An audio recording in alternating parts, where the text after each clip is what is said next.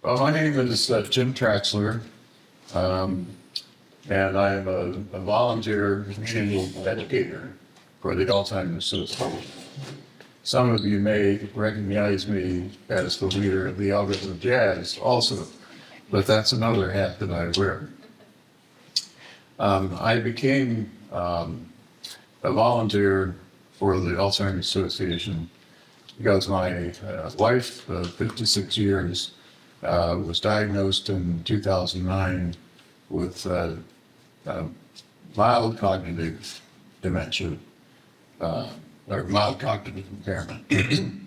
And 2 years later, she was diagnosed with dementia, frontotemporal dementia. You'll hear a little bit more about the different kinds of dementias, of which Alzheimer's is by far the most common. But because of all the support that I got from the Alzheimer's Association, I decided I was going to spend the rest of my life paying it forward. My wife died in 2019, 3 weeks after Al Hart died. Some of you know Al Hart, who was the minister at Avon Lake Presbyterian, and he was also in the Elders of Jazz. And so Jan and I had known each other for 45 years, and happily in 2020, during the pandemic, we were married, and we've had a very happy life since then. But I'm here today to talk to you about the 10 warning signs of Alzheimer's. So as it says on the handout, we have some objectives that we would like to learn together today. First, to describe age-related memory, thinking, or behavior changes, because as we get older, our minds don't work quite as fast as they used to. So the point of this presentation is, when do you need to worry about that? When do you need to be concerned about that? So we'll, by the time we're finished, recognize warning signs of Alzheimer's and other dementias.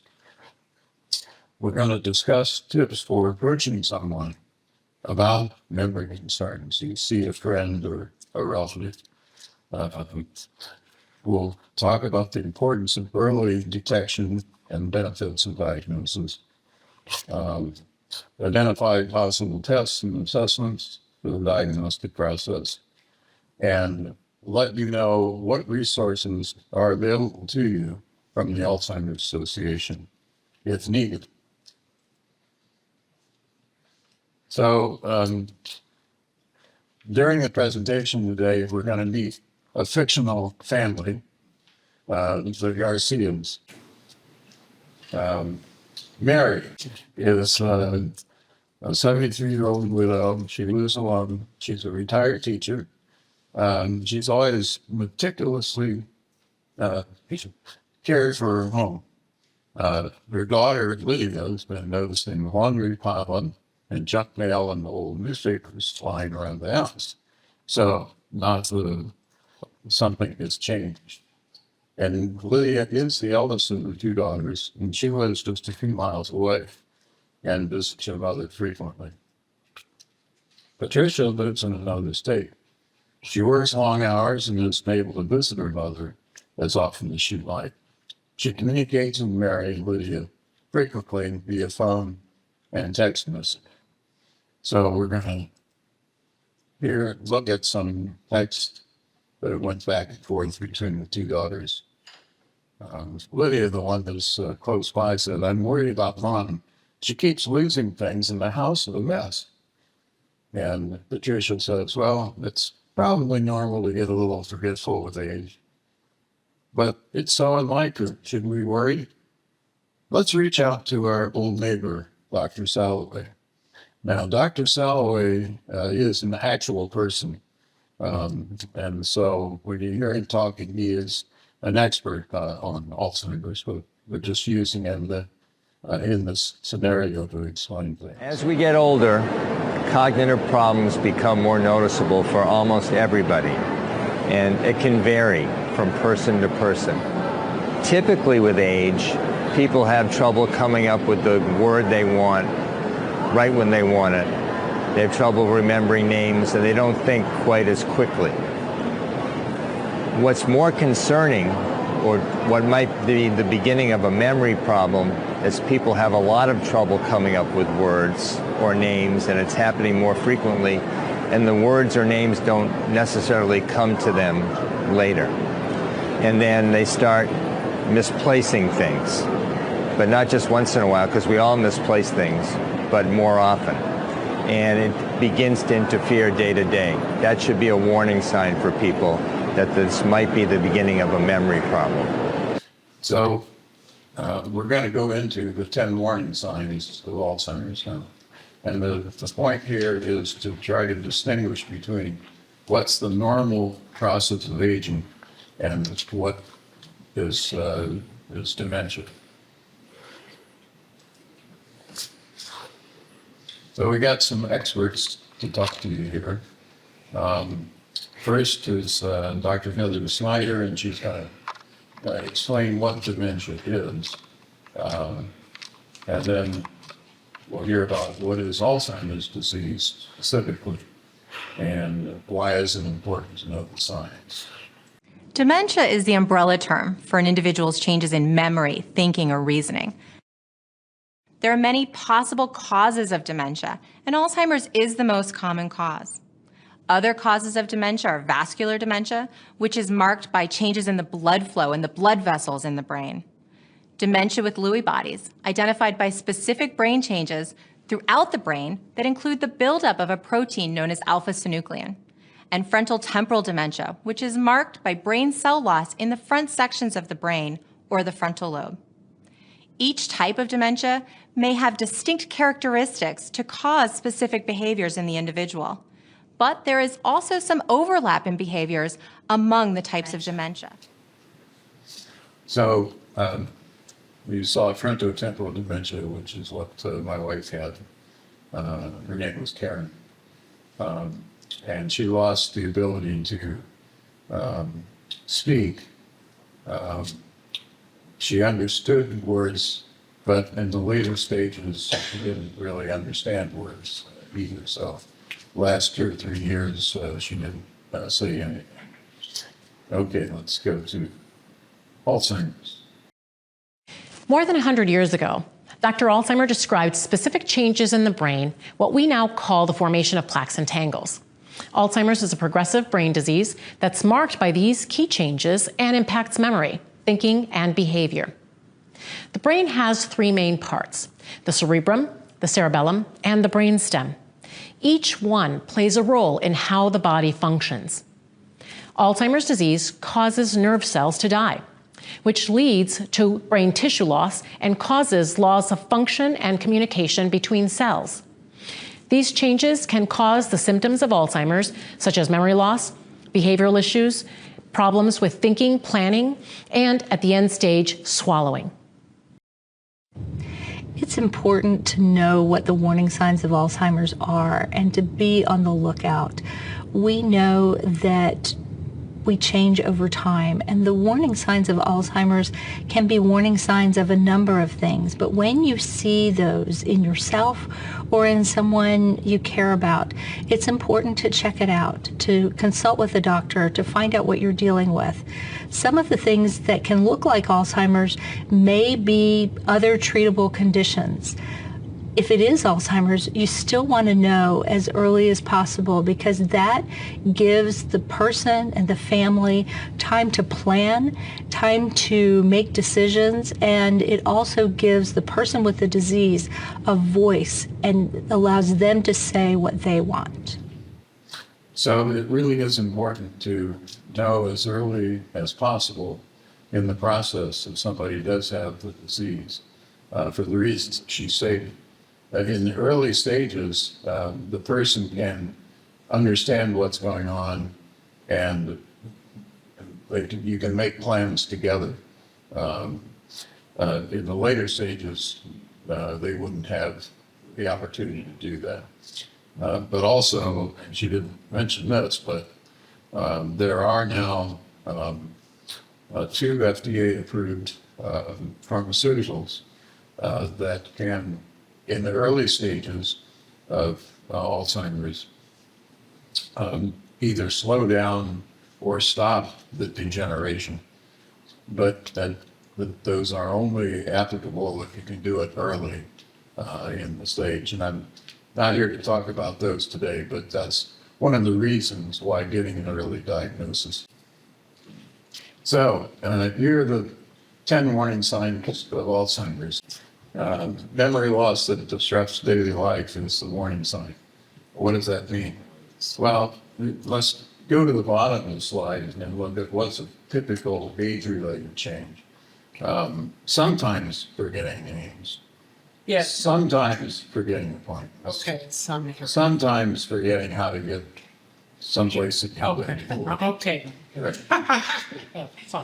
What is a danger sign is if you forget somebody's name and you can't bring it back ever. No, I You know, don't back.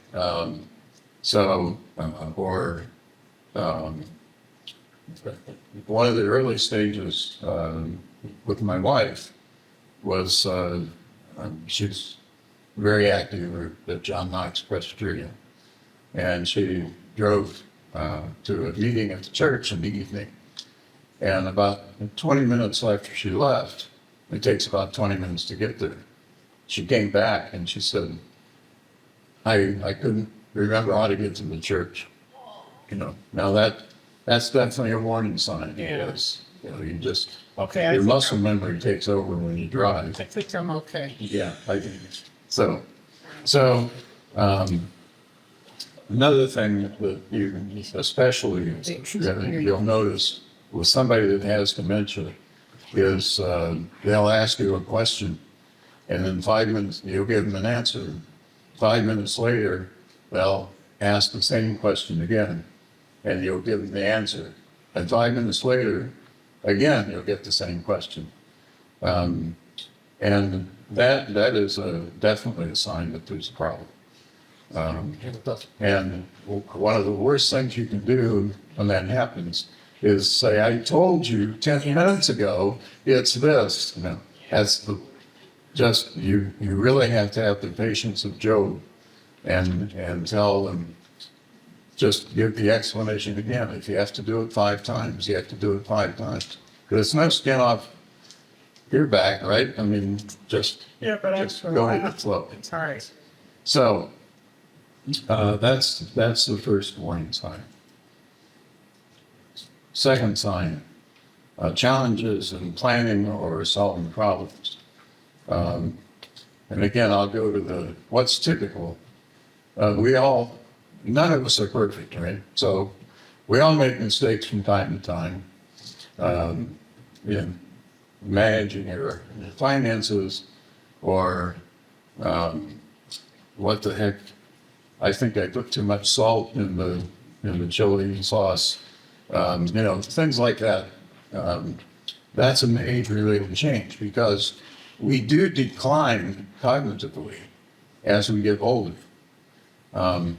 But if it doesn't interfere with your daily life, then it's not dementia. If it begins to interfere with how you can function, planning, following a plan, even just like it says here, trouble following a familiar recipe, keeping track of pills, those are all signs that it's more serious. I was probably spending 4 to 5 times more time preparing for something than I did, say, 5 or 10 years ago, because of I would lose my thought, I'd lose my focus, I'd get anxious, I wouldn't get to sleep. I was thinking I was in my sleep, I was thinking about what I was anxious about, which was what I was trying to remember, which was I was trying to prepare, which I was trying to do. So it was really a vicious circle so I was able to control it a lot, so that people on the wouldn't see things, and that there weren't things to be seen. It's what was disturbing me was what effort I had to put into to do the things I used to do more easily. Third sign of dementia, difficulty completing familiar tasks. Typically, we all, as we age, we might have to call our grandchildren to figure out how to use your phone or something like that. But, but the people that may have dementia, and just an example here, like I told about my wife driving to the church and she didn't know how to get there, or going to the store not knowing how to organize a grocery list and what to do with it, or maybe played a card game and all of a sudden you can't remember how to play the card game anymore, even though you played it all your life. Some people have difficulty with math or with reading in a way that's unusual to them. And once again, this is a change in that person. So for example, we all know somebody who was never able to balance their checkbook, right? So that wouldn't be a warning sign for them. But if somebody who always balanced their checkbook to the penny suddenly was paying bills, the same bill over and over, and not able to balance their finances, well, that would be a sign for them. Number 4, confusion with time and space. People living with Alzheimer's can lose track of dates. I remember my wife going to the doctor when she first thought she had a problem. And the doctor asked her, what season is it? And she said winter. But the sun was shining and it was 80 degrees out. So again, that's losing executive function to be able to think logically.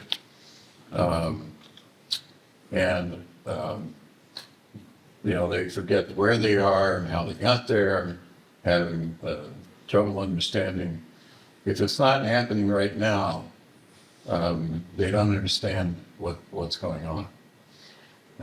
About us that do not have dementia, well, it's good that I take pills and I have a pill box that has the day of the week on it, because that helps me to remember what day it is. So we all get confused about, especially being retired when you got 6 Saturdays and 1 Sunday. But again, that's a typical age-related problem, not a disease, not dementia. Number 5, trouble understanding visual images and spatial relationships. Vision problems might not be related to your eyes. It might be related to what your brain is interpreting your eyes are seeing. And because of that, you may have difficulty with balance, might have trouble reading, problems judging distance. And obviously when this starts to happen, you shouldn't be driving. Typical age-related change, almost everybody at some point has to have a cataract operation, so that's normal. Let's hear from the expert again here. Alzheimer's disease is not just a disease of memory. It can affect other things too. It can affect the way that we perceive what we see. So sometimes somebody in the early stages of Alzheimer's might go to the eye doctor because they're having trouble seeing, and in fact, their vision is just fine, but the way they're perceiving what they're seeing may be difficult. Okay, number 6. New problems with words and speaking or writing. We all have trouble finding the right word from time to time. And that tends to get a little worse as we get older. But if I have trouble thinking of a word, probably 5 minutes later, I'm going to remember. If person with dementia can't find the right word, they're probably never going to find it unless somebody tells them what they were trying to say. So typical indications are somebody's in the middle of a sentence and they stop and there's silence. And, you know, if you're listening, that's an awkward situation, right? And they may never get their stream of thought back. They may start a new conversation. They may repeat themselves. They may tell a story that they've told again and again, even in the same day. And have trouble naming a familiar object or use the wrong name. And one, like you were mentioning earlier, describing what it does rather than giving it a name because you can't think of the name. So if, like I said, if it's occasional and if you do think about it and come up with it, then it's not to worry. But otherwise, you are. The other thing that I've increasingly been struggling with are words, which I've dealt with words my entire life, you know, as an avid reader, as a reporter, as a writer.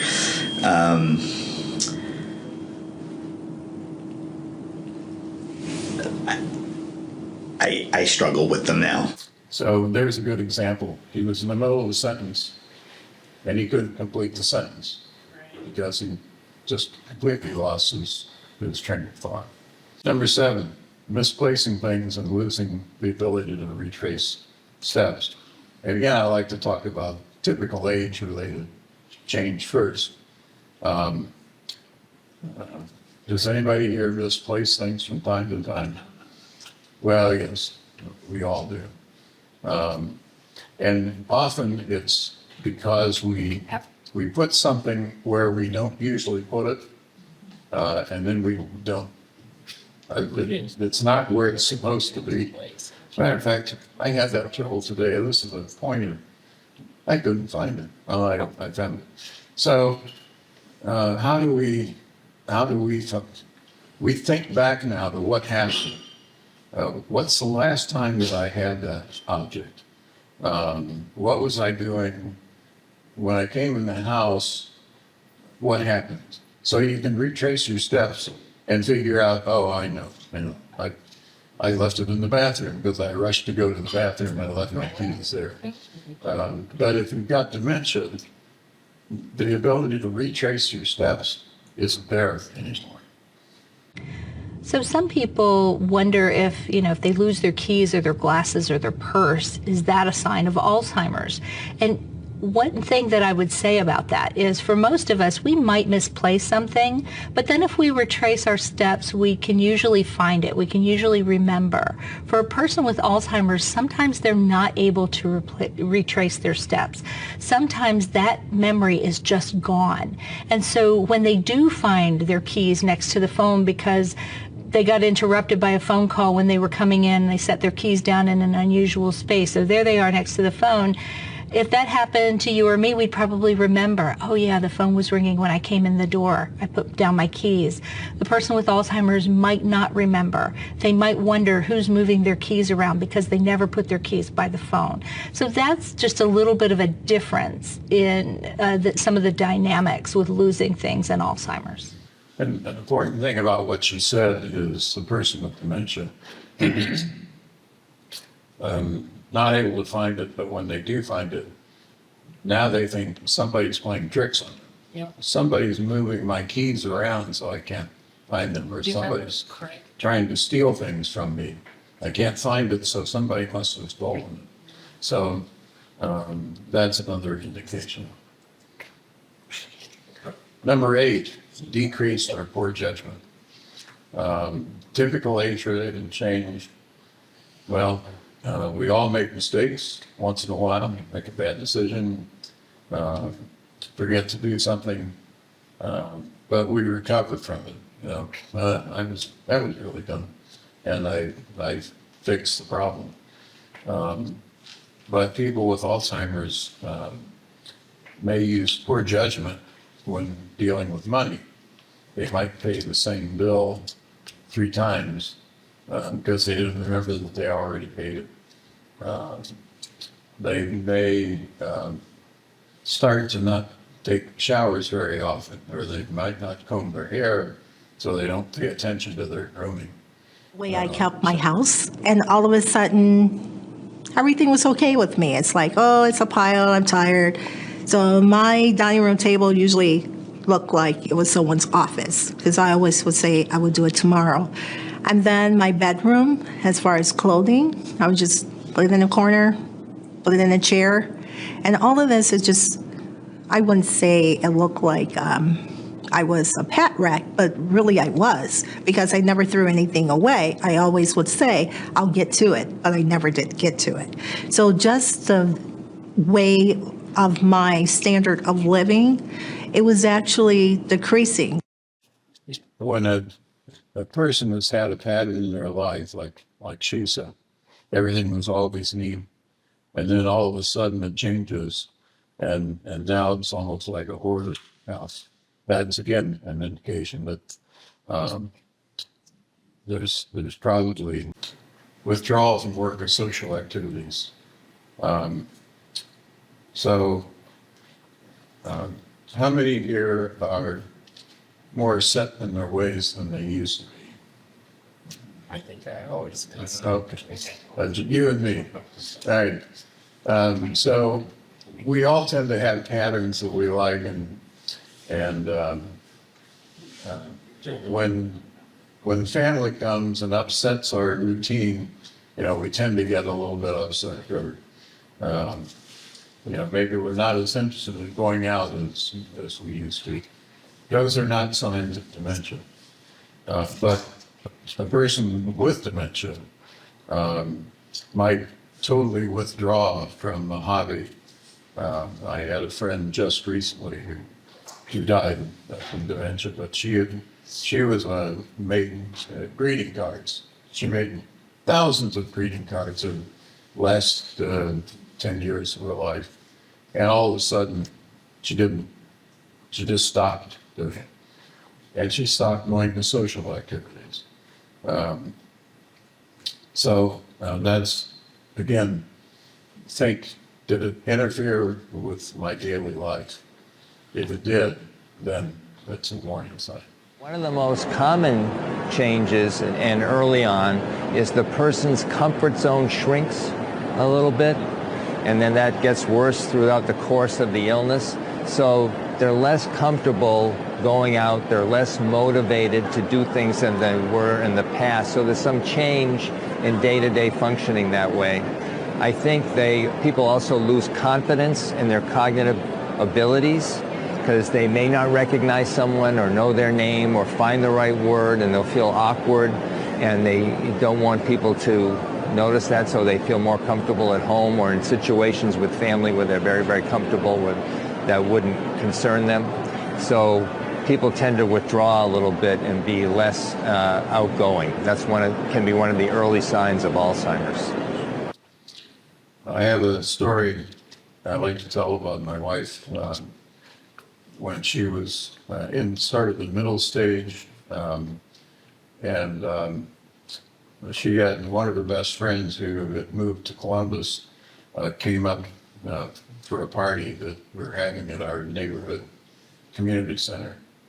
And Karen had kind of withdrawn from initiating conversations. If somebody wanted to talk to her, she would talk to them, but otherwise, she just wasn't doing that.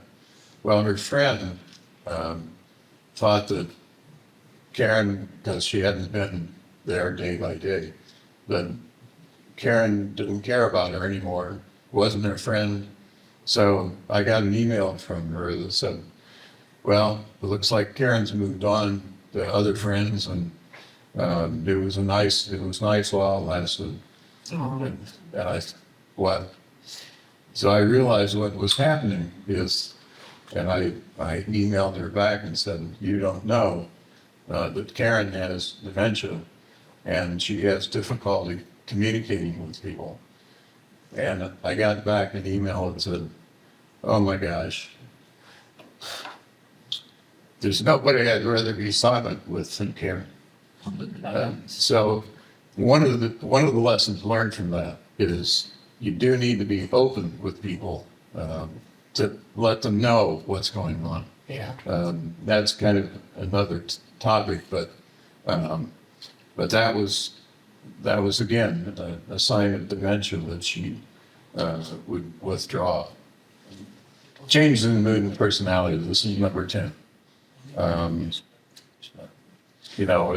typically we have a specific way of doing things, and we get irritable when the routine is disrupted. But somebody with dementia may have mood and personality changes. They may get angry, and they've never been getting angry. They get confused over familiar situations and so forth. So just changes in the mood and personality. And I have to say that our children saw changes in Karen before I did. I was like the frog in the pot, and you keep warming it up, but you don't really realize what's changing. But they saw it, and their friends saw it, and so my kids said, "Dad, something's wrong here. You need to do something." Another early sign of Alzheimer's or dementia is subtle changes in behavior. So all of a sudden, the family may notice the person is more easily irritated, or more impatient, or a little moody, or have a shorter fuse, or more anxious. Now, there's lots of things that can cause that, but often that can be an early symptom of Alzheimer's or go along with the early symptoms of memory loss. So let's check in with our fictional family again. Patricia said, "Did you look at the warning signs info that I sent?" And Lydia says, "I did, but I still don't know. Mom's showing a couple signs, but not all the time. How do we know if it's serious enough to see a doctor or not?" Well, let's check with Dr. Sallow. Memory is not all or none, especially when there are early symptoms or signs. So on a good day, people might function very well and not really even, no one notices there's a memory problem. But on other days, especially if they're tired, then things become more noticeable. So memory is variable. It's not all or none. And then there are different type of symptoms that develop for each person. So some people may have trouble with language, may have trouble with organizing themselves, may have trouble navigating while driving, and other people don't have the same symptoms. So you don't have to have every symptom of Alzheimer's to be concerned. And I think the most important thing is determining what has changed from that person's normal level of functioning. And usually people have a pretty keen sense of, what they can normally do well. And then when either they or the family notice that there has been some change from that usual pattern of functioning, that should be a warning sign to people. But they don't have to check off all the boxes. So in other words, what I've described to you here are 10 red flags to look for. So how many red flags do you need before you determine there's a problem? Well, one might be enough, or maybe it's 3. But and like Dr. Soloway said, when the personality changes in the person, and you can see 1 or 2 or 3 warning signs, then it's time to go see the doctor. Now we're going to talk about the importance of early detection. And like I mentioned earlier, my children and friends often are the ones that notice the changes. It's a very interesting phenomena that people who have memory problems are often less aware of it than family members or their friends who know them well. One of the reasons for that is our ability to monitor ourselves, which is an important part of brain function, decreases when we start having memory problems. Not in everybody, but commonly, and more than half the people with memory problems. And so the person is just not keeping track of the trouble they're having day to day. But the family members are, paying attention. If they're paying attention, they see, boy, this is starting to happen a lot, and the person's not aware of it. So the family's more aware, and they may talk to their loved one about it, and they say, I've noticed you've been repeating yourself. And they say, I'm not repeating myself. And that could either be due to the fact that they're not aware of it, or they may not want to acknowledge it. I was so adamant about what was happening to Daryl. I wasn't sure. I didn't know. And this wasn't the person that I know. This wasn't the person. Daryl was my husband was very, he always had to be building or designing or working with his hands. And it was getting to the point where he wasn't, and he was becoming very frustrated when he was forgetting to do things or go places. So now what we're going to do is we got another 10 things to do. And I'll go through these very quickly because I don't want to keep you here all afternoon. But this is, if you're concerned about someone, these are 10 steps to how to approach the person and how to try to get to the point of getting to see a doctor. So step one would be thinking about the person that you're concerned about. What's changed in their memory or their thinking or behavior, and kind of make a list of those. And then think about what else is going on. There could be other reasons why the behavior has changed.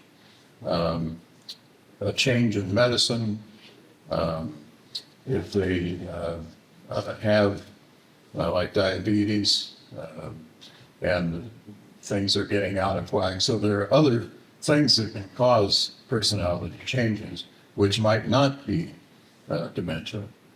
We learned about the signs today.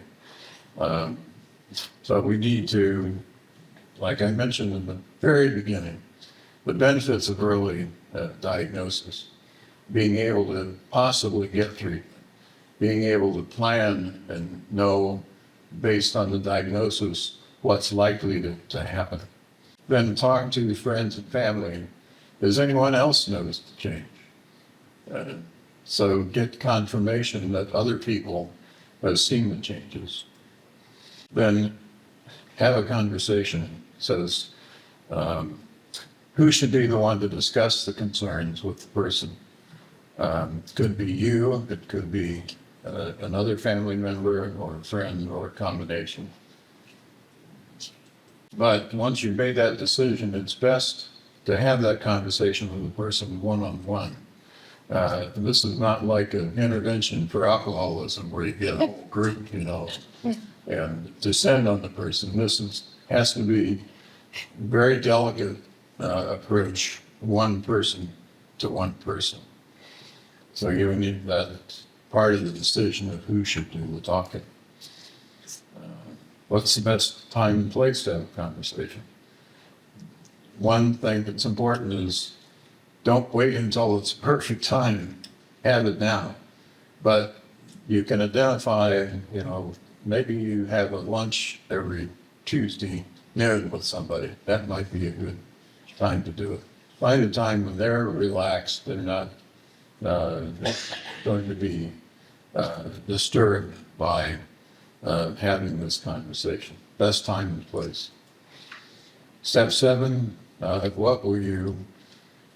will you approach this? And you may want to actually make yourself a script. Not that you're going to read the script when you actually talk, but think through what you're going to say. Think about what the responses you might get from the person. And you can say things like, I've noticed you're not coming to our Tuesday afternoon social anymore. What's changed? What is the problem?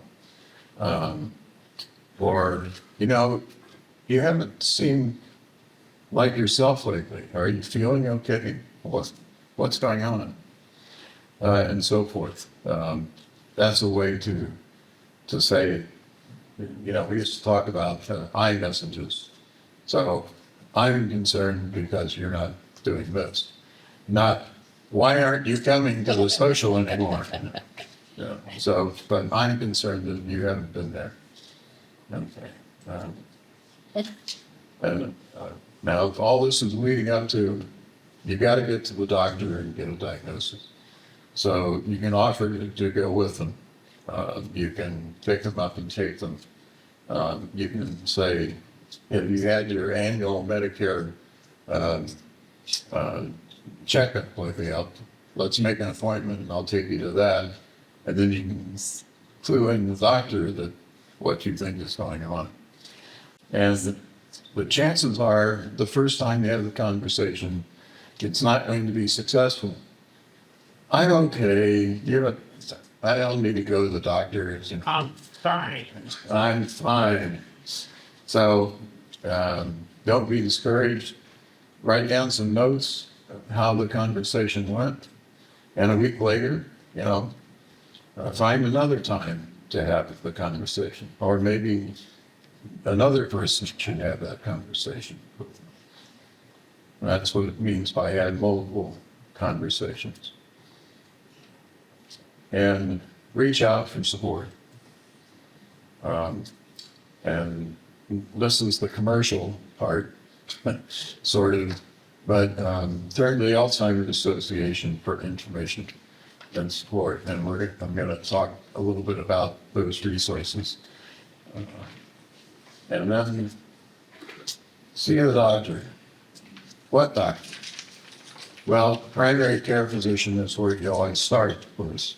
But in the case of dementia, you need to get to a neurologist at some point, get a reference to a neurologist, and there are several different kinds of those. I say a neurologist who specializes in dementia, not just any, but both the Cleveland Clinic and university hospitals have a group of doctors that specifically take cases, dementia cases, and that's important.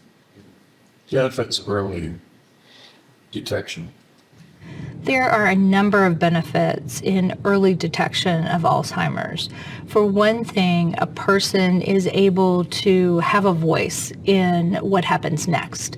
They can make plans. They can live life more on their own terms. They can also make plans for the future, financial plans, care plans. They can let people know what they want, which can be a real gift later on. It also allows time for families to make plans and to make decisions about who can do what and figure out care and those kinds of issues. Some people are interested in clinical trials. Clinical trials allow people to have access to treatments that aren't available yet. And for some people, that can be a really important thing to pursue. There is currently no way to diagnose Alzheimer's disease. Is that true or false? False. False. If you go back 20 years, they had trouble diagnosing Alzheimer's. Now they can do it. And one of the most important advances in the past year is there's now a blood test for Alzheimer's. That's us. Which is just amazing. Because you used to have to get an MRI to decide whether it's right or not. And now, and think about the people in Montana, where the nearest hospital is 200 miles away. They can go to their doctor and get a blood test to get a diagnosis. So, but I do want to point out to you, the resources of the Alzheimer's Association. If you have a need for help, all the resources of the Alzheimer's Association are free. They never charge anyone for anything. A lot of the money that we raise goes into research. They're the largest funder of dementia research in the world. But the real value, if you have somebody you're concerned about, is getting help on that. One of the ways is you can do it on the phone. The 24/7 helpline is 800-272-3900. If you call at 11 o'clock on Christmas Eve, this number, you will get a master's level clinician answering the phone who understands what you're going through and can give you good advice and can just simply talk to you if that's what's needed. That is just an incredible resource. The second line on here, alz.org, that's the easiest website you'll ever have to remember, alz.org. If you go on that website, which is the Alzheimer's Association, there is a ton of information. I did a lot when I was struggling with Karen's initial diagnosis. I did that a lot. But there's articles on everything that has to do with treatment, with support, everything. Maybe you're having trouble getting them to stop driving. There's an article on how to get somebody to stop driving on this website. So that's just an example. The third thing I don't use very much, but it's if you want to find out where support groups are meeting, or it just tells you what's going on. But in terms of support groups, if you call the Cleveland office, which I'll bring up next, they will get you into a support group. You can volunteer, and there's three ways to volunteer. One is you can do what I do, which is be a community educator. The second is you can join the planning committee for an Alzheimer's walk. And there's a Cleveland Alzheimer's walk, there's a Lorraine Alzheimer's walk. There are 5 or 6 in this general area. I raised personally over $80,000 for the Alzheimer's. Oh, bravo! I don't say that to brag, I just said, it's so important to me that we conquer this disease. There's also advocacy.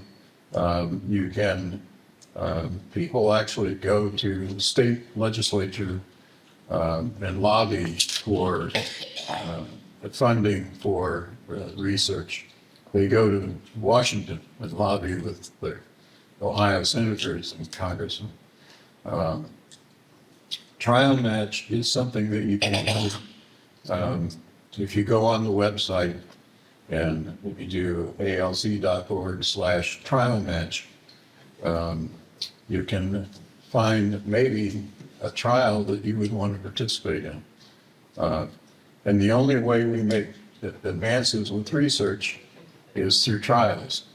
And so that's a good thing to do. The walk to end Alzheimer's, as I mentioned before, that's another one. Get involved with the walk.